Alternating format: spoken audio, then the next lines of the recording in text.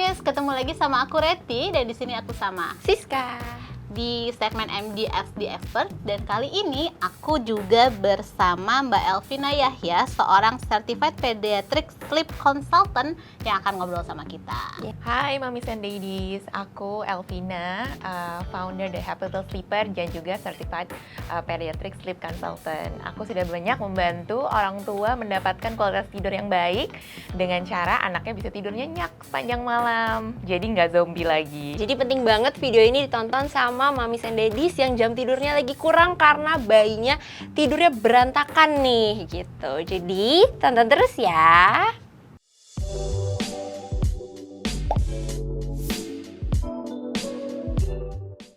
Nah, hari ini kita akan bahas soal sleep training nih sama Mbak Elvina dari Happy Little Sleeper. Oke, Mbak, mungkin kalau misalnya kita lihat, sekarang kan lagi zamannya sosial media ya. Ibu-ibu bahkan cari tahu banyak hal tuh dari sosial media. Betul. Kita bisa, ya kita udah sering lah lihat tentang sleep training, tapi kita pengen tahu sebenarnya sleep training tuh apa dan kenapa anak itu perlu banget di sleep training. Ya, jadi sleep training ini sebenarnya di mana kita mengajarkan anak kemampuan untuk tidur sendiri dengan cara ia bisa mengembangkan self-soothing atau kemampuan untuk menenangkan diri. Jadi, dia bisa tidur sepanjang malam, proses tidurnya juga lebih mudah, dan kalau kebangun tengah malam dia bisa tidur kembali. Itu penting banget ya, karena nggak semua anak tuh punya kemampuan itu. Karena terlalu terbiasa mungkin digendong, ya kan, disusui dari newborn yang terbawa sampai besar. Mungkin bisa sampai 12 bulan, 18 bulan, 24 bulan, bahkan bisa lebih dari 2 tahun. Oke, jadi sebenarnya periode sleep training ini tuh idealnya dimulai dari usia berapa sih? Jadi kalau sleep training itu bisa dimulai as early as 4 months. Jadi Oke. 4 bulan sebenarnya udah bisa, tapi harus dengan persetujuan DSA, memastikan kalau tumbuh kembangnya sudah sesuai, berat badannya udah bagus, gitu. Terus perkembangannya juga sudah sesuai dengan umurnya. Biasanya akan dicek juga apakah leher dan kepalanya sudah kuat. Jadi kalau nanti dia sampai tengkurap gitu kan, dia tetap bisa mengangkat kepalanya, jadi tidak membahayakan si bayi. Oke, jadi tentunya menjalankan sleep training ini juga ada banyak hal dan harus bekerja sama juga atas konsultasi dengan DSA. Gitu ya. Betul, jadi kita sebelum kita bisa mengambil klien di program sleep training kita, biasanya kita akan pastikan dulu nih DSA-nya sudah approve, memberikan lampu hijau, baru kita akan sleep training. Kalau dilihat kata kuncinya tadi adalah self-soothing ya. Iya, betul banget. Jadi kemampuan si bayi untuk menenangkan diri sendiri gitu. Aku penasaran sih sebenarnya sama si self-soothing ini. Iya. Apakah bayi bisa dikasih, misalnya kayak aku pernah baca beberapa, ada teman aku kayak yang anaknya bangun akhirnya dikasih remote AC gitu, biar akhirnya jatuhnya nggak ke DBF ibunya gitu. Iya. Atau dikasih guling gitu. Kira-kira kalau kayak gitu apakah bisa atau malah menciptakan efek domino baru, jadi ketergantungan sama guling kah atau apa? Iya, jadi sebenarnya anak itu bisa self-soothe tanpa sleep prop sih. Jadi kalau yang tadi kita bilang seperti bantal, seperti pacifier, itu adalah sesuatu yang dimana dia bergantung. Tapi sebenarnya tanpa itu pun semua manusia itu punya kemampuan untuk tidur ya. Iya. Tapi anak itu karena tidak pernah diajari bagaimana caranya, dia jadi nggak ngerti. Karena dari kecil dia taunya ya gendong itu tidur, Iya. nyusu itu tidur gitu kan. Tapi sebenarnya dengan kita ajarkan dia, dengan gimana sih, dengan misalkan kita mempunyai ritual-ritual tertentu untuk tidur, ya kan. Sama seperti kita orang dewasa, kita semua tuh punya ritual untuk tidur ya. Mungkin kalau aku biasanya aku harus mandi dulu gitu kan. Aku harus mungkin main handphone dulu gitu kan. Ya ini tapi nggak boleh ya anak kecil ya. Jadi anak juga seperti itu. Jadi kita tuh mesti mengajarkan dia sebenarnya apa sih hal yang membuat dia tidur lebih mudah. Dengan memberitahu dia bahwa ini loh udah waktunya kamu tidur. Dengan ritual tidur yang kita lakukan konsisten sebagai orang tua. Misalkan sebelum tidur kita biasakan dia mandi dulu, nyusu. Lalu setelah itu mungkin mendengarkan lagu lullaby sambil baca buku. Jadi rutinitas yang kita lakukan konsisten setiap hari itu sangat-sangat penting sih. Agar anak tahu bahwa udah waktu tidurnya. Jadi dia lebih disiplin dengan jam tidurnya, terus proses tidur juga biasanya jadi lebih mudah. Seperti itu. Berapa lama sih biasanya yang dibutuhkan untuk membentuk sebuah kebiasaan tidur itu? Biasanya seminggu udah kelihatan kebiasaan itu akan mulai berubah. Tapi biasanya sampai benar-benar anak perfect banget tuh biasa di 2-4 minggu sih. Oh, Iya. sebulan ya. Ternyata tidak terlalu Tidak lama tidak ya. sepanjang Iya, yang- betul. Dan tidak semenakutkan itu gitu Benar, kan. Karena kita kan betul. ngebayanginnya wah di awal. Mungkin untuk anak-anak yang nggak biasa dengan sleep training pasti melewati proses entah tantrum yang nangis-nangis, itu kan biasanya yang parents takut kan. Iya. Atau yang akhirnya jadi kayak aduh nggak tega anaknya nangis gitu kan. Nangis sih tapi pasti sih Mbak, karena nangis itu adalah cara anak berkomunikasi kan. Sama seperti kita orang dewasa, kalau ada sesuatu perubahan yang terjadi di hidup kita, pasti kan kita kayak akan marah gitu kan. Tapi karena anak nggak bisa marah ya jadinya dia nangis aja. Tapi itu semua adalah proses untuk perubahan besar yang memang penting di hidup dia, karena memang tidur itu sangat penting sih untuk anak. Oke Mbak, setelah kita tahu nih sleep training itu apa, sebenarnya pertanyaannya kenapa sleep training itu penting untuk bayi dan untuk orang tuanya juga ya? Iya, jadi sebenarnya sleep training itu penting karena tergantung sih, balik lagi ya kepada bayinya sendiri. Apakah bayi itu mengalami kesulitan tidur atau tidak? Misalkan dia pola tidurnya sudah baik, sebenarnya nggak perlu sleep training. Tapi kalau dia malam sering terbangun dan memang tidurnya itu terganggu, to the point yang memang moodnya jadi terganggu atau mungkin nafsu makannya juga jadi menurun gitu karena memang kurangnya tidur yang ia dapatkan, itu biasanya sleep training sangat disarankan. Oke, tadi ada pola tidurnya yang baik gitu. Pola tidur yang baik tuh sebenarnya seperti apa sih untuk anak? Tergantung dari usia ya Mbak. Jadi umumnya itu hingga usia 2 tahun sebenarnya disarankan anak itu bisa tidur sebelum jam 8 malam. Gitu, dan bisa bangun juga sebelum jam 8 pagi gitu. Yang banyak yang banyak terjadi kan ada beberapa anak nih jam tidur masih kebalik. Atau mungkin sukanya bergadang, jam 11 baru tidur, mamanya udah teler banget gitu kan. Gitu. Jadi ini biasanya bisa dibenahkan dengan sleep training. Oke, kalau metode-metodenya itu sebenarnya ada macam-macam atau gimana, Mbak? Iya, sebenarnya metodenya ada macam-macam sih. Jadi yang paling dikenal orang dari dulu itu adalah cried out method. Makanya kebanyakan orang tua takut nih sleep training karena the idea tinggalin anak, menangis semalaman tuh membuat kitanya udah stres sendiri gitu. Tapi sebenarnya sleep training itu nggak melulu tentang meninggalkan anak menangis ya. Jadi sebenarnya aku sebagai seorang ibu juga aku suka sedih sih kalau melihat anak tuh di sleep train, tuh depan yang dia sama sekali nggak boleh dibantu sama orang tua. Malah menurut aku bayi itu punya kebutuhan yang harus kita penuhi sebagai orang tua, dan pendampingan dan dukungan orang tua tuh sangat penting ya dalam proses pembelajaran anak itu tadi.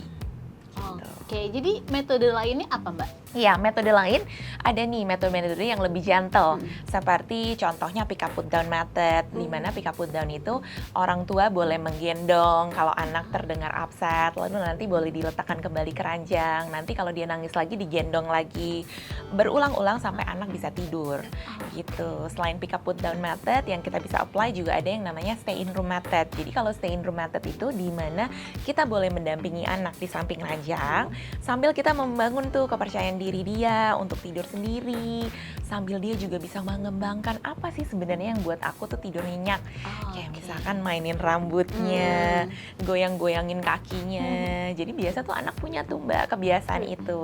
Tapi karena kita orang tua selalu membantunya, anak jadi nggak mau mengembangkan kemampuan untuk tidur sendiri. Jadi nggak explore ya sebenarnya. Betul.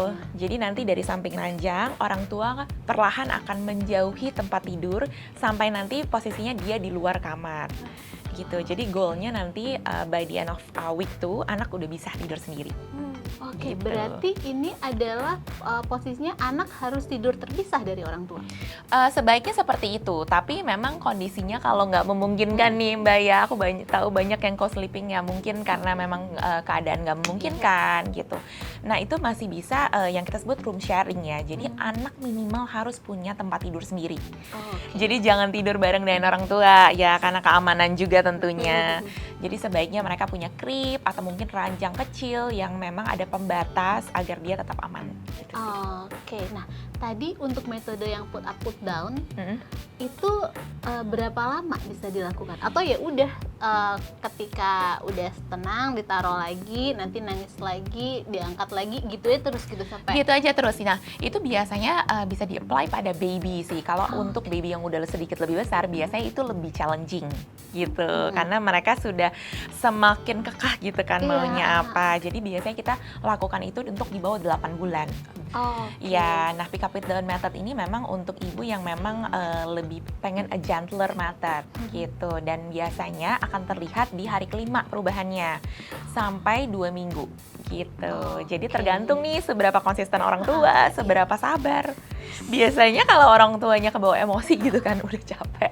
kebayang Biasanya sih tengah malam ngantuk banget gitu kan ya, terus kayak udah deh yuk tidur aja kita bareng. Iya benar. Iya. Orang maksudnya kayak itu salah satu hal yang mungkin menjadi ya kelemahan juga, karena berarti ya setelah kita seharian berkegiatan malam harus mentraining ini kan itu challenging banget pasti. Jadi benar-benar untuk melakukan sleep training ini benar-benar harus sepakat sih menurut aku dari kedua orang tua gitu. Betul, dan biasanya aku suggest banget sih Mbak, kalau bisa ambil hari di mana yang kamu nggak lagi ada kerjaan penting di luar gitu, di mana kamu benar-benar bisa dedikasi waktu kamu, misal saat libur lebaran, Oh iya, atau cukup mungkin saat panjang weekend. Iya, ada beberapa hari yang memang kamu dedikasikan untuk ajarkan anak ini untuk tidur sendiri gitu. Jadi orang tuanya juga nggak capek duluan Iya. ya. gitu, Mentalnya menghadapi juga udah anak. siap, Iya, ya betul, fisiknya betul. juga. Tapi untuk menggendong itu boleh bergantian atau harus trik salah satu yang udah memang disepakati? Boleh bergantian sih Mbak, tapi dalam satu sesi kita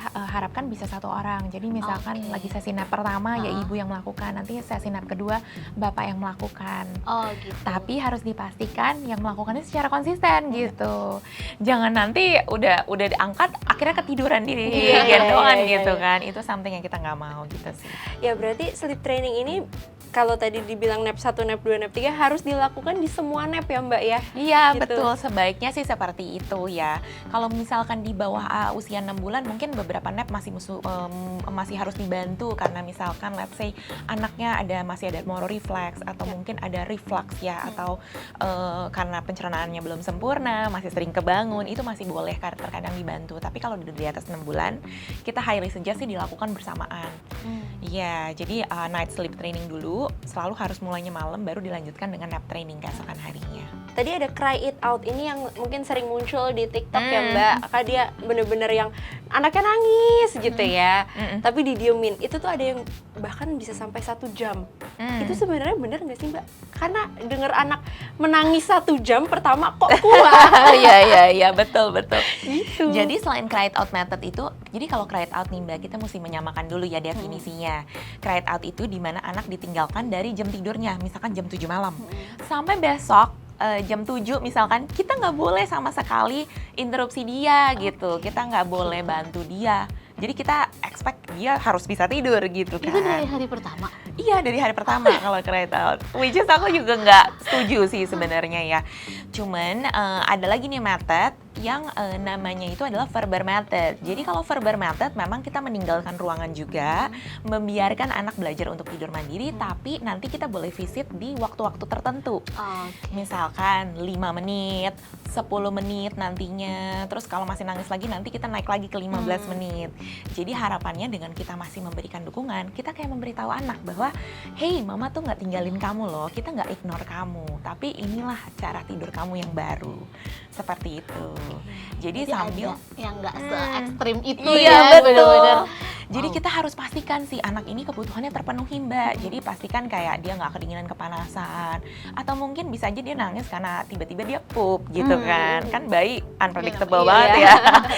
Jadi tetap kita harus penuhi kebutuhannya dengan cara kita mencek secara berkala. Dari metode-metode yang tadi sudah dijelaskan, kira-kira kapan sih kita sebagai parents tuh tahu kira-kira metode ini kayaknya kurang pas deh buat anakku, kapan cue yang paling tepat untuk kita mengganti metode? Jadi memang metode itu kan penerapannya beda-beda. Nah, menurut pengalaman aku, di mana aku udah banyak banget membantu anak-anak ya, anak itu punya beda-beda personality.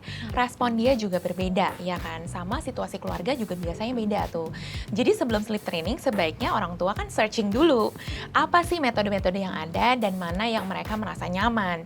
Jangan sampai kita mulai karena kita merasa bahwa oh ya udah nih hari ini udah capek banget, kayaknya malam ini aku mau coba aja gitu, tanpa preparation yang jelas. Nah itu biasanya akan gagal. Nah biasanya metode itu kamu harus stick for 2 weeks. gitu. Jadi selama 2 minggu berturut-turut kamu harus konsisten menjalaninya. Kebanyakan kalau dilakukan dengan benar, sebelum seminggu aja tuh udah kelihatan banget sih hasilnya.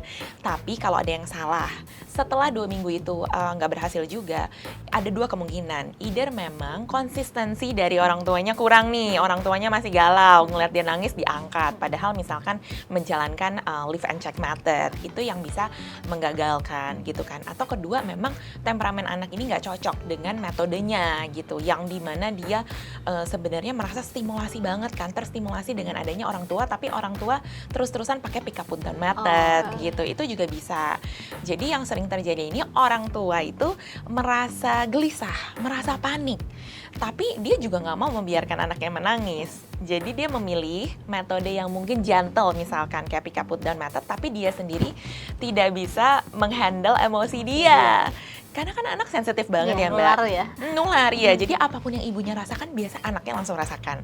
Kalau kitanya gelisah, anaknya pun nggak akan mau ya begitu untuk belajar gitu. Karena dia pasti akan mikir, kenapa ya hari ini mamaku kok beda ya gitu, kok hari ini dia panik banget ya, aku mau diapain, dia akan nangis makin kenceng gitu sih. Oke, berarti biasanya. penting banget untuk orang tua research dulu ya. Betul. Baik dari pengetahuan tentang sleep training ataupun dari kebiasaan dan karakter anak ya sebelum Betul. memulai sleep Atau ya training. bisa langsung ketemu sama Mbak Elvina untuk konsultasi kan. Bener. Karena Iya. sekarang ada Mbak Elvina nih yang bisa menjadi konsultan, dan kalau misalnya kita search sendiri kan kadang-kadang juga nggak selengkap itu, dan kita juga suka bingung kan menilai kebutuhan anak kita seperti apa gitu. Banyak banget informasi yang sampai orang tua bingung sendiri. Ini ya kok yang di sini ngomongnya gini, yang di sini ngomongnya gini, contradicting gitu ya.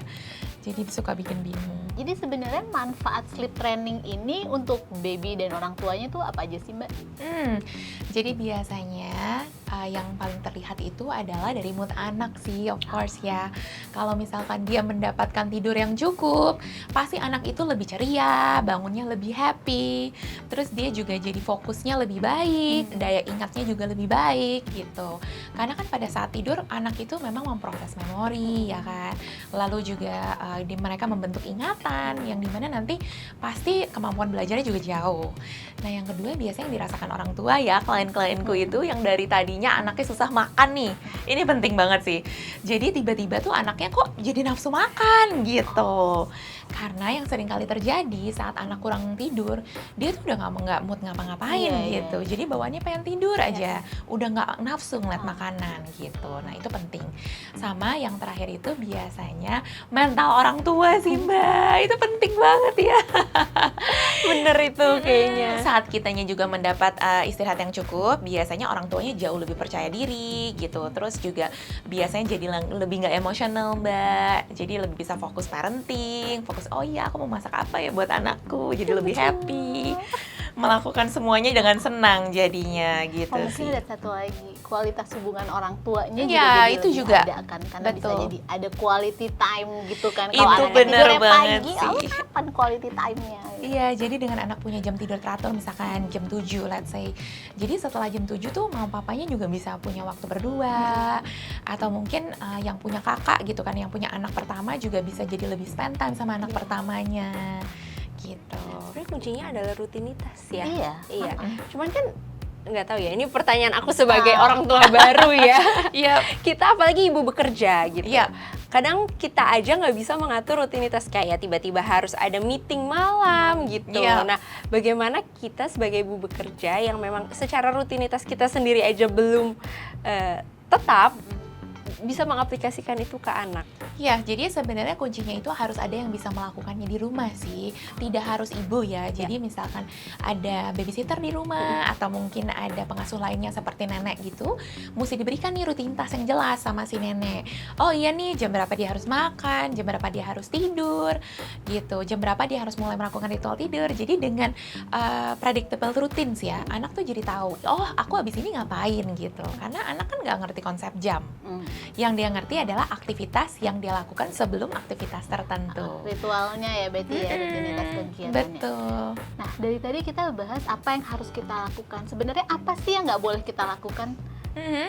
Pada saat sleep Pada training. saat sleep training ini. Ya, jadi biasanya kan program aku itu run for 14 days. Jadi selama 14 hari ini anak itu harus dipastikan tidur di tempat yang sama.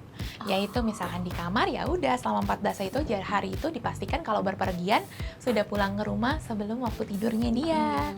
Biar dia bisa mengembangkan self soothing itu tadi dan jadi nggak bingung-bingung kok hari ini aku tidur di mobil, besok aku tidur di stroller gitu-gitu. Nah, yang kedua juga harus konsisten gitu. Yang seperti tadi aku udah bilang kan, jadi nggak boleh tuh misalkan merubah-merubah kayak hari ini gendong, besok enggak gitu. Anak makin bingung dan biasa akan memperlama dari prosesnya itu tadi. Dan juga selama lagi sleep training dipastikan tidak ada big life events kayak misalkan dia harus berpergian atau mungkin dia harus mulai empati saat bersamaan atau dia harus vaksin. Jadi dipastikan anak ini memang lagi nggak ada kondisi-kondisi tertentu yang memerlukan perhatian lebih dari dia sih selain sleep trainingnya ini. Jadi benar dia juga harus fit ya, kondisinya orang tuanya fit, anaknya juga harus fit, nggak boleh lagi sakit, nggak boleh ada plan ini itu yang mengacaukan karena benar-benar semua harus sesuai rules-nya dan plan-nya gitu ya. Minimal 14 hari sih. Di saat kita bisa pegang teguh 14 hari itu konsisten, itu pasti anak akan bisa kok.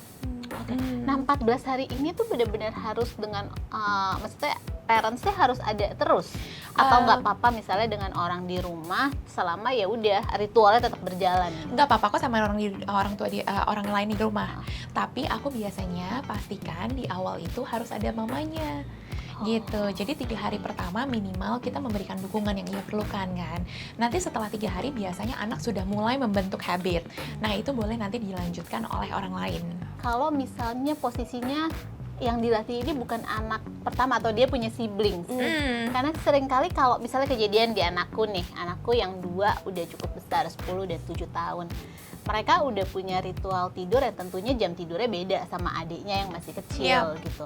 Dan seringkali yang gede-gede ini kan ada aja ya ketok-ketok pintu udah dibilang lagi nidurin adiknya gitu, yang ketok-ketok pintu, "Bu, ini apa ini?" gitu. Ada aja namanya anak-anak juga. Itu dengan interupsi gitu tuh nggak apa-apa nggak sebenarnya? Sebenarnya jangan sih Mbak. Jadi biasanya kalau ada memang toddler ya, tergantung nih dari usia anak. Kalau yang biasanya lebih besar kan bisa lebih diberikan pengertian ya. Kalau misalkan yang masalah itu kalau ada tuh under 5 sih. Biasanya tuh kayak misalkan masih 3 tahun, 4 tahun tuh mereka pengen interupsi kan. Nah itu lebih baik misalkan dititipkan dulu ke rumah misalkan neneknya. Atau mungkin diajak keluar sama papanya. Jadi di mana anak ini ada proses tidurnya tuh tetap bisa sendiri gitu. Jadi tidak ada gangguan. Banget kalau misalnya di jam-jam itu udah konsen nggak bisa ada interupsi apa-apa gitu ya. Atau mungkin bedakan lantai, anaknya tidur di atas. Itu something yang bisa works juga sih. Oke, tadi kita ngobrolin masalah rutinitas ya. Cuman kan kadang anak-anak itu unpredictable ya Mbak ya. Kayak kadang suka tiba-tiba ketiduran, apalagi kalau lagi jalan-jalan di mobil, car seat, terus tiba-tiba dia tidur. Akhirnya akan mengganggu rutinitas untuk nap berikutnya. Nah itu cara kita mengembalikan itu tuh gimana? Oke, jadi setiap anak itu kan punya durasi bangun nih Mbak, yang kita sebut sebenarnya sebagai wake windows. Jadi wake windows ini atau jendela tidur tuh sangat penting. Jadi kita mengetahui nih anak ini kira-kira sesuai dengan usianya durasi bangunnya tuh sekitaran berapa sih. Jadi other dan ritual tidur tadi ada wake windows yang kita mesti ikuti. Jadi biasanya saat sleep training, sebelum sleep training ini orang tuh udah mesti tahu nih schedule anak. Jadi wake windows yang tepat tuh sesuai dengan usianya tuh berapa. Ya mungkin untuk mamis and daddies di sini yang pengen tahu di Happy to Sleeper Instagram kita banyak sih share tentang wake windows ini untuk orang tua bisa mengetahui ya. Nah biasanya tuh Mbak kalau udah tahu nih anak itu ancer-ancernya 2 jam gitu kan, 2 jam lagi harus tidur. Nah orang tua tuh nggak boleh kayak misalkan masih di mobil, misalkan sejam setengah masih di mobil gitu misalkan. Jadi jangan terlalu mepet dan begitu anak mau tidur, kitanya mesti interaksi terus. Ajaklah ke ruangan yang terang, ajak main. Jadi memang sih at first tuh kita perlu banyak kerja keras ya agar anak ini nggak tidur sebelum jam waktunya dia tidur. Makanya kalau misalkan wake windowsnya masih pendek nih, misalkan let's say 2 jam, sejam setengah, aku nggak rekomen sebenarnya anak untuk keluar rumah sih. Karena kan terlalu pendek ya jamnya dan anak tuh biasa kalau di bawah 6 bulan tuh bawaannya ngantukan terus kan. Gitu. Kecuali memang anak udah seusia 12 bulan di mana wake windowsnya udah lebih panjang 3-4 jam, itu dibawa keluar masih lebih nggak apa-apa. Karena bawaannya nggak ngantuk di mana-mana kayak newborn gitu sih. Oke, berarti harus kita tahan-tahanin dan harus banget. Kitanya juga harus paham nih. Oh, udah jam tidur. Jadi at least 1,5 jam ya sebelum. Iya, tergantung dari wake windows-nya. Jadi Oh, kalau oke. misalkan wake windows-nya 2 jam, sejam sebelumnya baiknya udah di rumah gitu.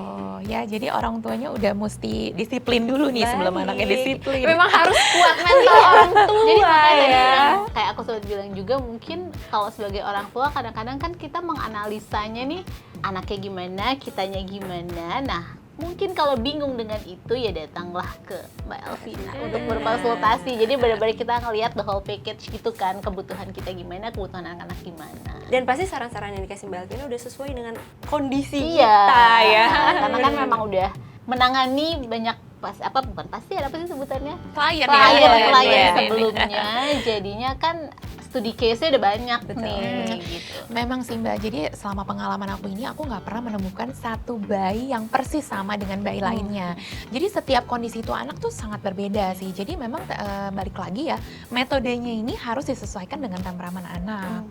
Gitu, jadi nggak bisa yang kayak one size fits all gitu. Jadi kalau misalnya konsultasi ke Mbak Elvina tuh sebaiknya babynya diajak atau gimana? Enggak, jadi biasanya nanti pada saat ada program berlangsung kan, jadi program kita selama 14 hari dan itu masing-masing akan kita sesuaikan dengan personal, jadi individual kan.